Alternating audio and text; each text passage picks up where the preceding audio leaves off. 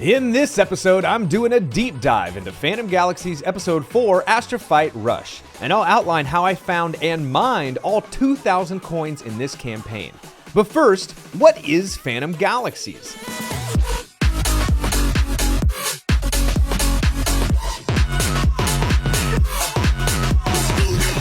Well, it's a fast-paced third-person mech combat ARPG with blockchain integration.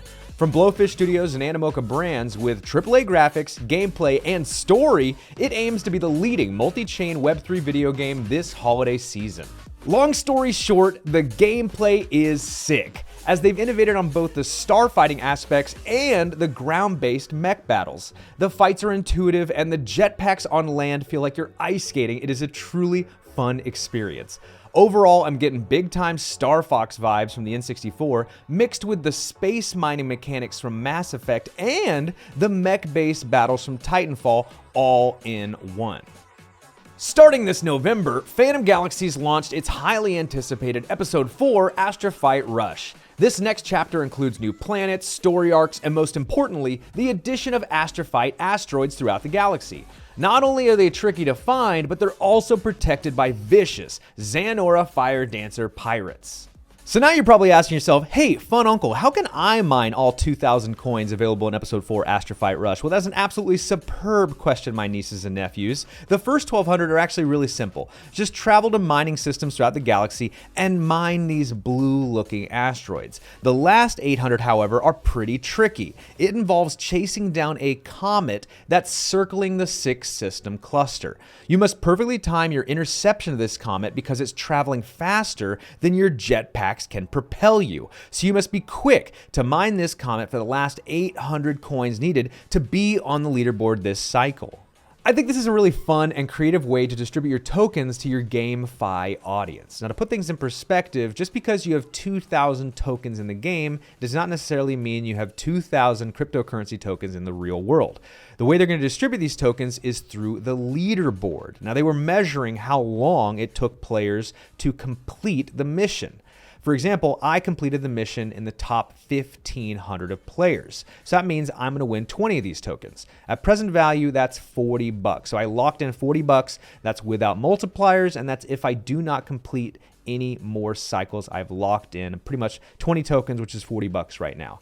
If you want to play this game, all you gotta do is buy a $7 NFT because the price of MATIC has fallen so much. These NFTs are on a fire sale. You can lock in this game for cheap right now, and it is a title I guarantee you Call of Duty and Halo would have charged you $60 for a game of this caliber, but nay, you can lock it in for $7, and if you compete in these cycles and get on the leaderboard, you can win your money back and then some. So there's a lot of really exciting things going on here. You have the NFTs, you have these cryptocurrencies, and you have AAA gameplay that truly is really fun to play. I personally liked the ground-based fights the best. There's something just so elegant and scrumptious about just floating around on these jetpacks, just launching rockets into your enemies. It is a feeling I want to keep feeling. I cannot replicate it with other drugs. I need to just play this game more and more and more. It's so fun, and I'm excited for the new stuff they'll have in Episode 5 and Episode 6. This is a game you do not want to sleep on. They're just getting started, and I see big things in the future.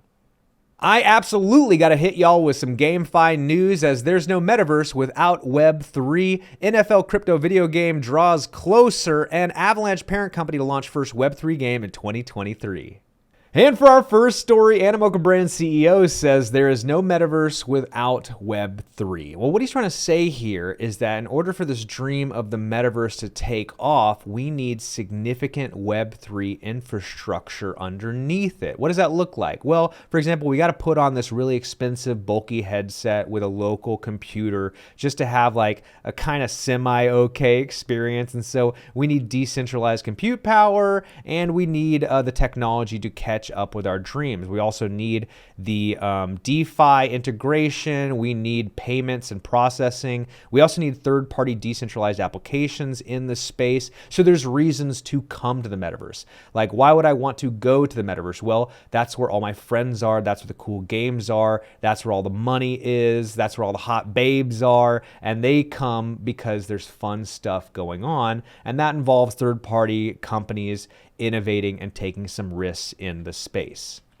NFL crypto video game kickoff draws closer. My nieces and nephews, this is what mass adoption looks like right here. It's when these big billion-dollar franchises start playing the game, when marketing and advertisers tell us what we should like and dislike. That's when mass adoption takes place, because you're not cool unless you have an NFL team you're rooting for, and you're not cool if you don't play fantasy football, and soon it's going to be you're not cool unless you don't have these collectible NFL NFTs. And so I'm going to see commercials during the Super Bowl. Advertisers and marketers are going to be pushing all kinds of digital collectibles, NFTs, down our throats. Cryptocurrencies abound. Web3 is the future. Got to think on 5 and 10 year time scales, and mass adoption looks a little bit like this. Avalanche parent company Ava Labs to launch first Web3 game in 2023.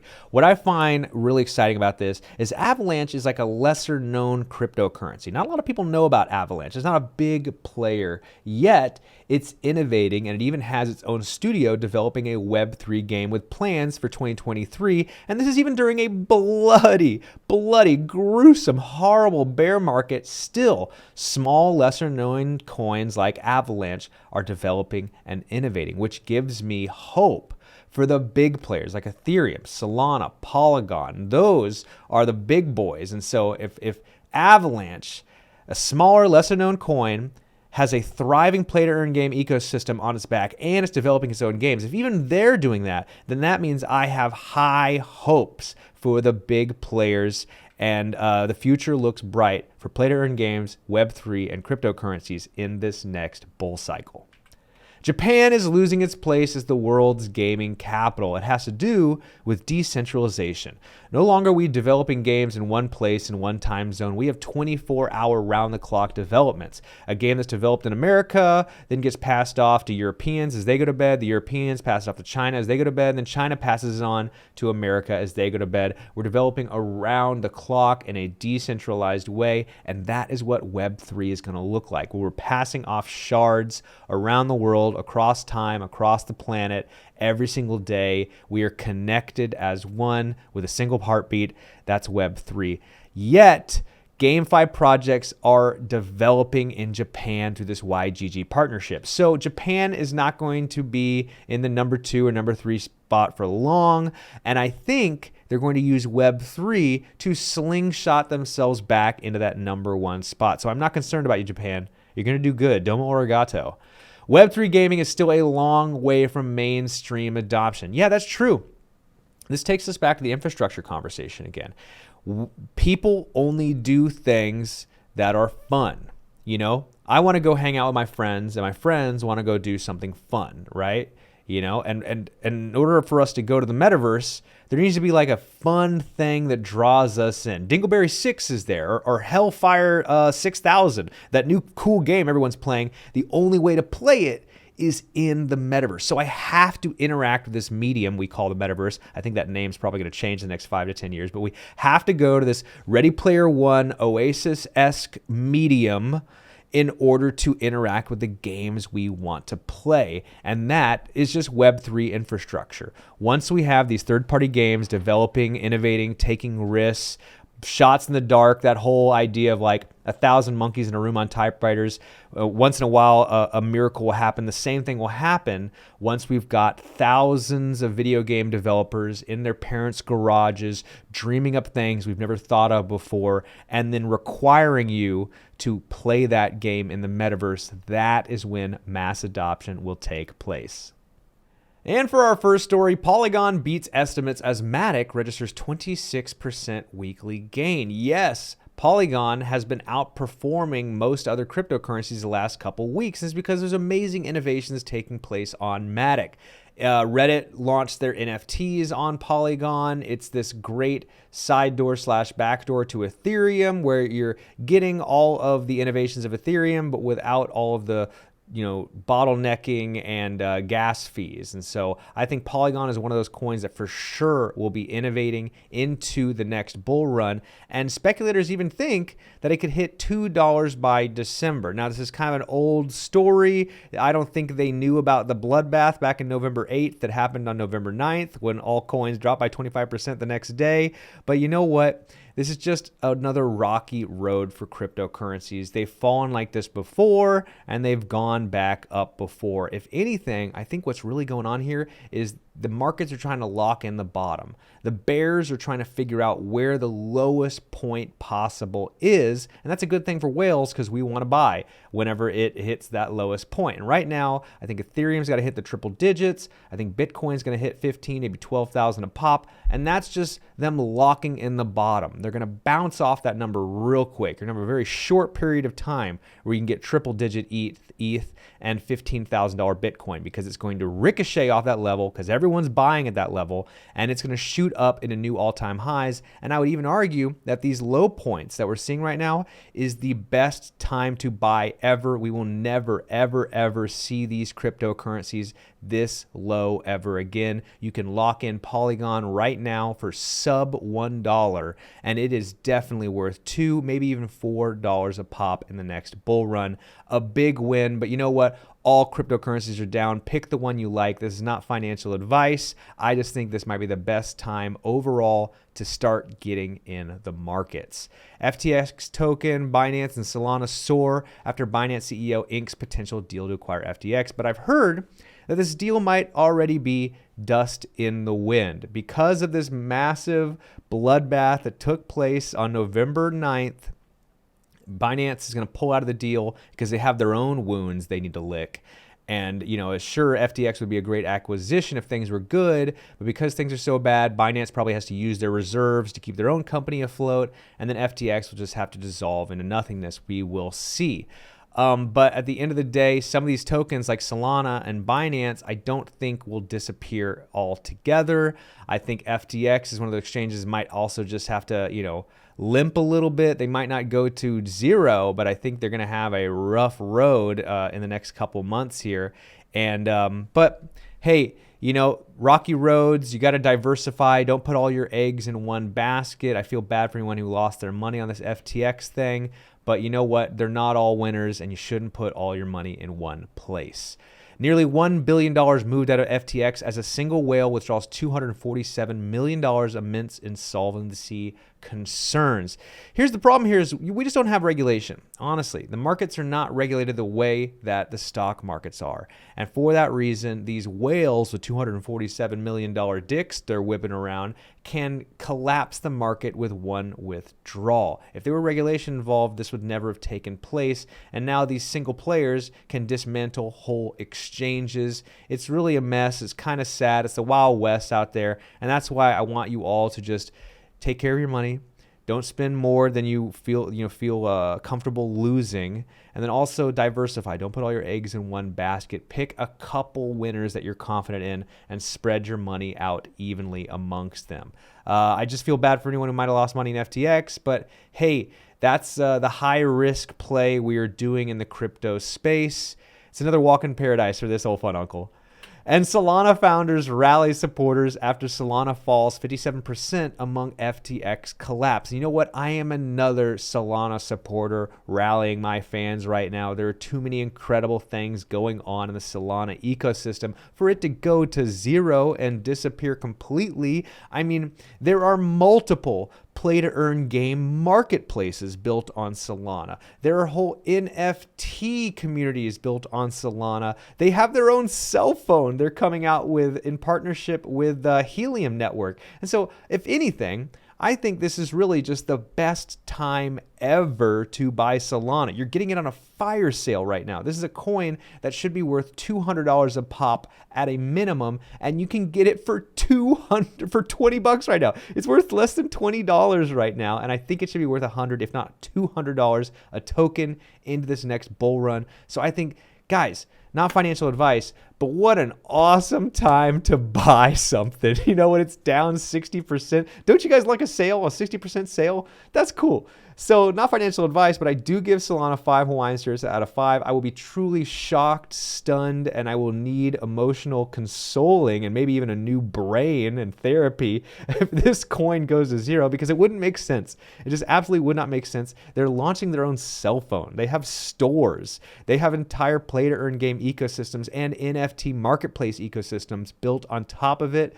This is just a rocky road. They got the short end of the deal, and they are going to recover from this. I think it's an awesome time to buy. I got high hopes for Solana. And now it's time for my favorite part of the show. It's the Web3 Lounge. I'm so excited to be back in business. This is my second episode grinding with Web3. I've been just traveling like crazy. Now it's the holiday season. I get to settle down, do some more consistent episodes. I'm going to try to get these out every single week. Of course, I'm going to take a break for Thanksgiving, but we're back, baby. And Web3 is building. It's grinding. We have shows every single day of the week, and the community is thriving. I just love being back and meeting with you guys. We're having some team meetings with the creators, with Q and GIF and Biggie Poppins and Jacob and the Speakeasy crew, Kane Mayfield, Easy. We got more other projects we're developing with, Jessica Utrowski, and the sky's the limit, honestly, with all the things we're trying to do. And also, we don't want to give a call out to everyone in our crowd, everyone in the Discord, in our audience, watching on YouTube or TikTok. Hit us up. We're trying to build this thing because our dreams are to just have this network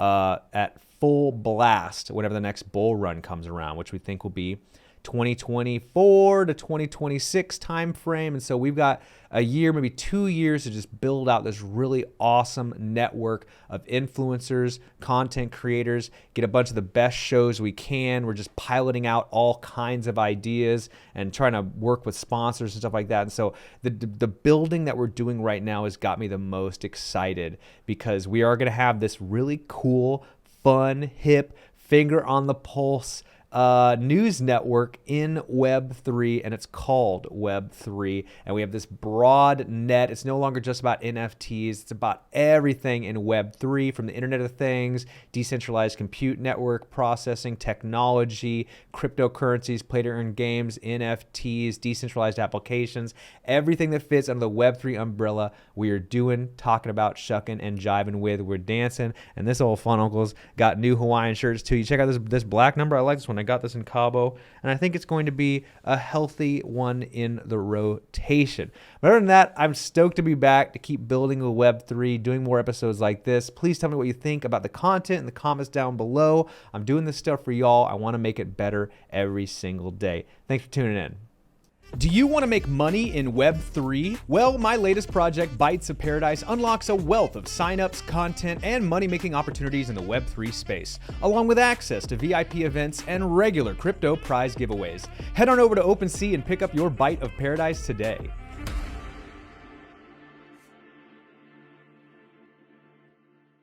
We have crypto prizes, NFT giveaways, along with fresh revenue-generating ideas from every corner of Web3. Whether you're a virtual nomad, digital entrepreneur, or just looking to stay ahead of inflation, West Coast Web3 is your one-stop shop for money-making moves in the Web3 space.